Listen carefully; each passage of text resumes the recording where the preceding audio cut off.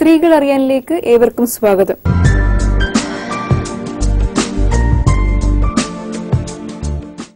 ഇന്ന് നമ്മോടൊപ്പം ഉള്ളത് പതിവ് പോലെ പേരൂർക്കട പുനർജനി സൂപ്പർ സ്പെഷ്യാലിറ്റി ഹോസ്പിറ്റലിലെ ഗൈനക്കോളജിസ്റ്റും ഡയറക്ടറുമായ ഡോക്ടർ സ്വീറ്റി മാഡമാണ്. നമസ്കാരം മാഡം. ഇന്ന് എന്റെ കുറെ സുഹൃത്തുക്കൾ പറഞ്ഞ ഒരു സംശയമാണ് ഞാൻ ഡോക്ടറിനോട് നേരിട്ട് ചോദിക്കുന്നത്. അവർക്ക് വിളിക്കാനൊക്കെ പെൺ സുഹൃത്തുക്കളാണ്. അവർക്കൊക്കെ വിളിച്ചു പറയാനുള്ള ചമ്മല്, ആൾക്കാർ കേട്ടാൽ എന്ത് ധരിക്കും, മോശമല്ലേ, എല്ലാവർക്കും അങ്ങനെയുള്ള പ്രശ്നമാണല്ലോ. ഡോക്ടറിനെ പോലും നേരിട്ട് കാണാൻ വയ്യാത്തൊരു അവസ്ഥയാണ്. എന്നോട് പറഞ്ഞത് ഗ്രീഷ്മ ഇതുപോലെ ഹെയർ ഗ്രോത്ത് പെൺകുട്ടികൾക്ക് കൂടുതൽ ബോഡിയില് hair growth, over hair growth മിക്കവാറും ഈ മെഡിസിൻസ് ഒക്കെ പുറത്ത് കിട്ടുന്നൊക്കെ കഴിക്കുകയും അല്ലെ വാക്സ് ചെയ്യുകയും അങ്ങനെയൊക്കെ ചെയ്താലും എത്ര ദിവസം വാക്സ് ചെയ്താലും പ്രശ്നമില്ല, 7-8 ദിവസം എന്നൊക്കെ നിൽക്കുന്നെങ്കിലും ഇവർക്ക് അങ്ങനെയൊന്നുമില്ല.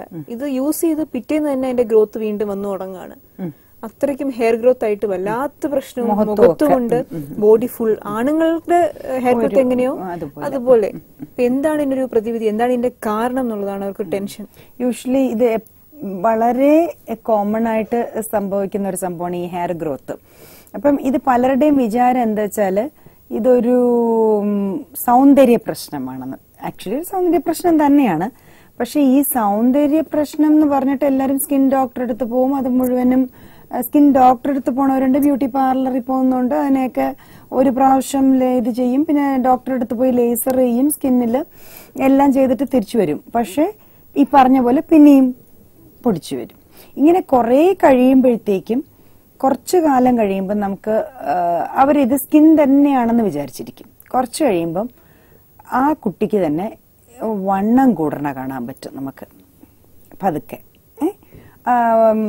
അത് കഴിക്കണതിലും ഉപരിയായിട്ടുള്ള വണ്ണം. അടുത്തത് കാണാൻ പറ്റുന്നത്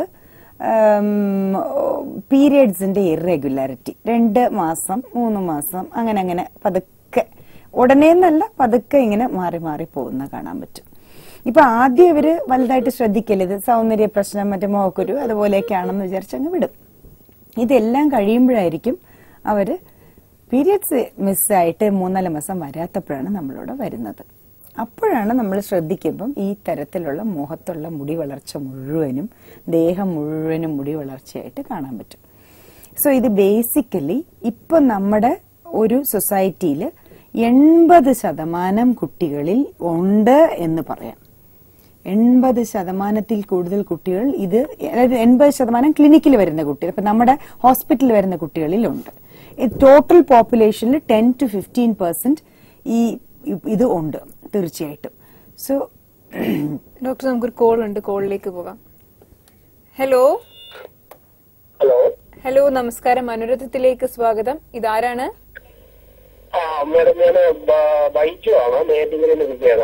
ബൈജു, ഡോക്ടർ സ്വീറ്റി ഉണ്ട്, സംസാരിച്ചോളൂ. പറഞ്ഞോളൂ ബൈജു.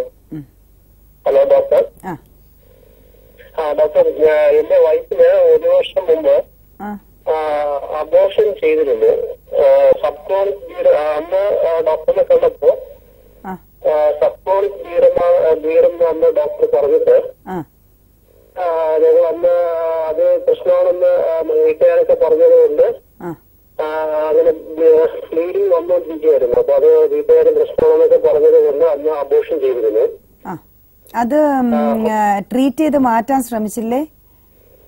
അത് ട്രീറ്റ് ചെയ്ത് മാറ്റാന്ന് ശ്രമിച്ചു, ഡോക്ടറെ അടുത്ത് പറഞ്ഞു. അപ്പൊ വീട്ടുകാരും എല്ലാവരും പറഞ്ഞ് ഇങ്ങനെ ബ്ലഡ് വരുന്നത് കംപ്ലൈന്റ് ആണെന്ന് പറഞ്ഞത് കൊണ്ട് ഞങ്ങൾ പിന്നെ അപ്പൊ തന്നെ അബോർഷൻ ചെയ്തിരുന്നു. അപ്പൊ അങ്ങനെ അത് കഴിഞ്ഞ് പിന്നെ ഞങ്ങളൊരു 3 മാസത്തിന്റെ ഇതിന്റെ ട്രീറ്റ്മെന്റ് ഉണ്ടായിരുന്നു, ഈ അബോർഷൻ ചെയ്തതല്ലേ.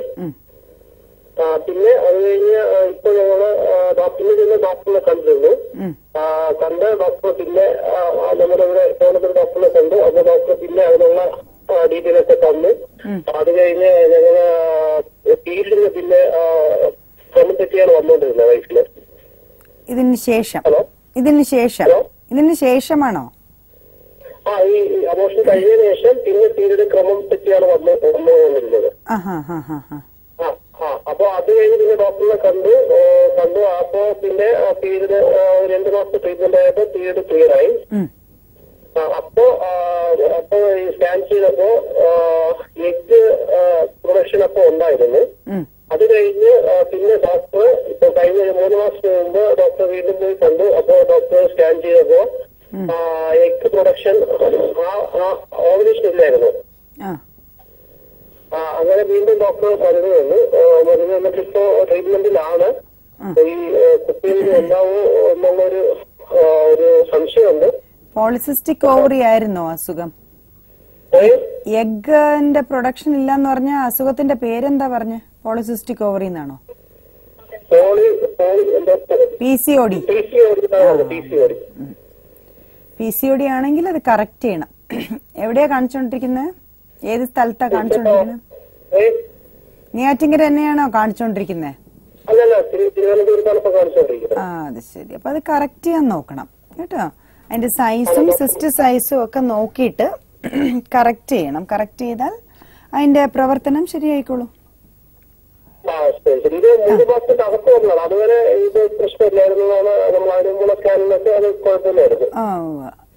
പക്ഷെ ഇങ്ങനെ കണ്ട സ്ഥിതിക്ക് അത് കറക്ഷൻ ആയിരിക്കും ഏറ്റവും നല്ല മാർഗം ആദ്യത്തെ. എന്നിട്ട് പിന്നെ നിങ്ങൾക്ക് എഗ് പ്രൊഡക്ഷന് വേണ്ടിയുള്ള മരുന്നുകളെല്ലാം കഴിച്ചിട്ട് ട്രൈ ചെയ്യാൻ തുടങ്ങാം. ഓക്കെ. ഇപ്പൊ അത് കഴിച്ചു കഴിച്ചിട്ടിപ്പോ ഒന്നിടവിട്ട് ബന്ധപ്പെട്ടുകൊണ്ടിരിക്കുകയാണ്. ശരി. ഓവുലേഷൻ ആവുന്നുണ്ടോ നോക്ക്. ഈ മരുന്നുകളും ഇഞ്ചക്ഷൻസും കൊണ്ട് ഓവുലേറ്റ് ചെയ്യാൻ പറ്റുന്നുണ്ടോ നോക്കുക. ആയില്ല എന്നുണ്ടെങ്കിൽ പിന്നെ നമുക്ക് ഹയർ ആയിട്ടുള്ള സംഭവങ്ങൾ, അതായത് ലാപ്രോസ്കോപ്പിയോ അങ്ങനെ എന്തെങ്കിലും ചെയ്ത് ഇതിനെ കറക്റ്റ് ചെയ്യേണ്ടി വരും. ശരി ശരി. ഓക്കെ ഓക്കെ ബൈജു, വിളിച്ചതിൽ നന്ദി. ഇത് നമ്മൾ ഇപ്പൊ ഞാനിപ്പോ സംസാരിച്ചുകൊണ്ടിരിക്കുന്ന ടോപ്പിക് തന്നെ. അപ്പം ഇത് വളരെ ഇതായിട്ട് വന്നിട്ട് പിന്നെയാണ് അവർ ഈ പീരിയഡ്സ് ഇറഗുലർ ആയിട്ട് 2 മാസം 3 മാസം കൂടുമ്പോൾ വരത്തില്ല, നമ്മളെടുത്ത് വരുമ്പോഴത്തേക്കും യൂഷ്വലി എല്ലാരും ഇതിനെ ഒരു വലിയ കാര്യമായിട്ട് എടുക്കത്തില്ല ഇതൊന്നും. അപ്പോ ഇങ്ങനെ സ്കിൻ ഡോക്ടറെ അടുത്ത് പോയ കാര്യവും ലേസർ ചെയ്ത കാര്യവും ഒക്കെ ഇവർ പറയും. ഇതെല്ലാം പറഞ്ഞിട്ട് ആണെങ്കിലും പിന്നെയും കാണും. എന്നിട്ട് നമ്മൾ ടെസ്റ്റ് ചെയ്യുമ്പം ഈ മിക്കവാറും 80% പേർക്ക് ഈ പോളിസിസ്റ്റിക് ഓവറി ആയിട്ട് തന്നെ കാണാൻ പറ്റും. ആദ്യം ഈ പലർക്കും അറിയത്തില്ല എന്താ ഈ പോളിസിസ്റ്റിക്. PCOD എന്ന് പുള്ളി പറഞ്ഞില്ലേ, എല്ലാവർക്കും PCOD എന്ന് പറയും. എന്താ ഈ PCOD? പോളിസിസ്റ്റിക് ഓവേറിയൻ ഡിസീസ് ആണ് PCOD. അതില് PCOS എന്നുണ്ട്, പോളിസിസ്റ്റിക് ഓവേറിയൻ സിൻഡ്രോം. അതായത് ഒരുപാട് കാര്യങ്ങൾ ഒരുമിച്ച് കൂടി വന്നിട്ട് ഈ ഒരു അവസ്ഥയിലേക്ക് കുട്ടിയെ നയിക്കുന്നതാണ് ഈ PCOD. അപ്പോ അത് മെയിൻ കാര്യം ഈ അണ്ഡാശയ പ്രവർത്തനം നോർമൽ അല്ല. അണ്ഡാശയം മീൻസ് ഓവറിയുടെ പ്രവർത്തനം നോർമൽ അല്ല. എഗ്സ് ഉണ്ടാവുന്നില്ല. അതെല്ലാം കുമിളകളായിട്ട് അതിൽ തന്നെ സിസ്റ്റുകളായി മാറി നിൽക്കുകയാണ്. എന്നിട്ട് ഓവുലേഷൻ ഇല്ലാത്തതുകൊണ്ട് ശരിക്കുള്ള സ്ത്രീ ഹോർമോണുകളുടെ ഉൽപാദനമില്ല. അതായത് ഈസ്ട്രോജൻ പ്രൊജസ്ട്രോൺ ഇല്ല. നേരെ മറിച്ച് പുരുഷ ഹോർമോണുകൾ ദേഹത്ത് കൂടുതലായിട്ട് കാണാൻ പറ്റും. പിന്നെ ഈ പറഞ്ഞ പോലെ ബ്ലാക്കനിങ്, പിമ്പിൾസ്, ആക്നി, പിന്നെ കഴുത്തിനെ ചുറ്റിയുള്ള ബ്ലാക്കനിങ് സ്പോട്ട്സ്, കണ്ണില് ഇത് വരുന്നത്, പിന്നെ ഈ പറഞ്ഞ മാതിരി മുടി പൊഴിച്ചിൽ എല്ലാം. ഇതെല്ലാം കൂടി ഇതെല്ലാം ഉൾപ്പെടെ പിന്നെ കല്യാണം കഴിച്ചു കൊടുക്കുമ്പോഴത്തേക്കും വന്ധ്യത. 80% സ്ത്രീ വന്ധ്യതയ്ക്കും കാരണം ഇത്. എന്താന്ന് വെച്ചാൽ അണ്ടോൽപാദനം ഇല്ല, മുട്ടകൾ ഉണ്ടാവണില്ല. പിന്നെ എങ്ങനെ കുട്ടികൾ ഉണ്ടാവാൻ പറ്റും? അത് ബന്ധപ്പെടുമ്പം ഒരു ബീജവുമായിട്ട് ചേരുമ്പോഴാണല്ലോ കുഞ്ഞുണ്ടാവാനായിട്ടുള്ള ഒരു ഇതുണ്ടാവണം. അപ്പം അങ്ങനൊരു സംഭവം ഇല്ല. വന്ധ്യതയാവുമ്പോഴാണ് ചിലർ ആ സമയത്തേ കൊണ്ടുവരുള്ളൂ. ഇപ്പൊ മാരേജ് കഴിഞ്ഞാലും ഇങ്ങനത്തെ ഈ വെജൈനൽ ഹെയർ ഒക്കെ കൂടുതലാണെന്നുണ്ടെങ്കിൽ പ്രോബ്ലം ഉണ്ടാവാറുണ്ട്. അപ്പൊ അതിന് അങ്ങനെ എന്തെങ്കിലും പ്രശ്നങ്ങൾ ഡോക്ടറിലേക്ക് വന്നിട്ടുണ്ടോ? അങ്ങനത്തെ എന്തെങ്കിലും കേസുകൾ? അതിപ്പം depends on the husband. It's his പുള്ളിയുടെ ഒരു ഈ പറഞ്ഞ മാതിരി പ്രിഫറൻസ് ആണ്. അതിപ്പം ഒരു ഭാര്യ ഭർത്താവ് ബന്ധത്തില് ആ സ്ത്രീക്ക് അത് പുള്ളിയോട് സഹകരിച്ച് പോവാന്നുള്ളതാണ്. ഇപ്പൊ ചിലർക്ക് പ്യൂബിക് ഹെയർ ഇഷ്ടമല്ല, വെജൈനൽ സ്ഥലത്തുള്ള പ്യൂബിക് ഹെയർ ഇഷ്ടമല്ല. ചിലർ അത് റിമൂവ് ചെയ്ത് ചിലർക്ക് അതിനെക്കുറിച്ച് ഒരു വ്യത്യസ്തമായ ഒരു അഭിപ്രായം ഇല്ലാത്തവർക്ക് റെമഡി ചെയ്യാം. പിന്നെ ഒരു കാര്യം മാത്രം നോക്കണം, പലരും ഇതിനെ വരുന്നത് ഈ വെജൈനൽ ഹെയർ റിമൂവ് ചെയ്യുമ്പോഴത്തേക്കും അലർജി ആയിട്ട് വരും. ഒരിക്കലും ഉപയോഗിക്കാൻ പാടില്ലാത്തതാണ് മറ്റേ ഈ ഹെയർ റിമൂവർ ക്രീംസ്. അത്രയും സോഫ്റ്റ് ഏരിയാസിൽ ഒരു കാരണവശാൽ പലരും അങ്ങനത്തെ മണ്ടത്തരം കാണിച്ചുകൊണ്ടിരും. മുഖത്തും ഈ ഹെയർ റൂമർ ക്രീംസ് ഉപയോഗിക്കരുത്. ഈ വെജൈന പുറത്തെ പാർട്ടിലും ഒരിക്കലും യോനി ഭാഗത്ത് അതിന് മുകളിലുള്ള ഹെയറിനും തീർച്ചയായിട്ടും ഈ ക്രീംസ് ഉപയോഗിക്കരുത്. സെവിയർ അലർജീസ് ആയിട്ട് വന്നവരെ ഞാൻ കണ്ടിട്ടുണ്ട്. പിന്നെ ബ്ലേഡ് അലർജി ഉള്ളവരും ഉണ്ട്. സോ അതൊക്കെ നോക്കിയിട്ടേ ചെയ്യാവൂ. ഓക്കെ.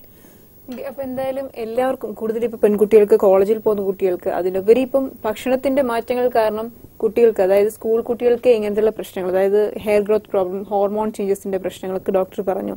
അപ്പൊ ഈസ്ട്രോജൻ പ്രോബ്ലംസ് ഒക്കെ ഉണ്ടാവുന്നുണ്ട്. അപ്പൊ അതെന്തായാലും ഇങ്ങനത്തെ പ്രശ്നങ്ങൾ കുട്ടികൾക്കുണ്ടെങ്കിൽ തീർച്ചയായിട്ടും അത് കൂടുതൽ മാരേജിലേക്ക് പോയിട്ട് അവസാനം വന്ധ്യതാ പ്രശ്നങ്ങളാവുന്നതിന് മുന്നേ തന്നെ ഇത്തരം ഗൈനക്കോളജിസ്റ്റിനെ കൺസൾട്ട് ചെയ്യുന്നതായിരിക്കും ഏറ്റവും ബെറ്റർ, ഫാർ ബെറ്റർ.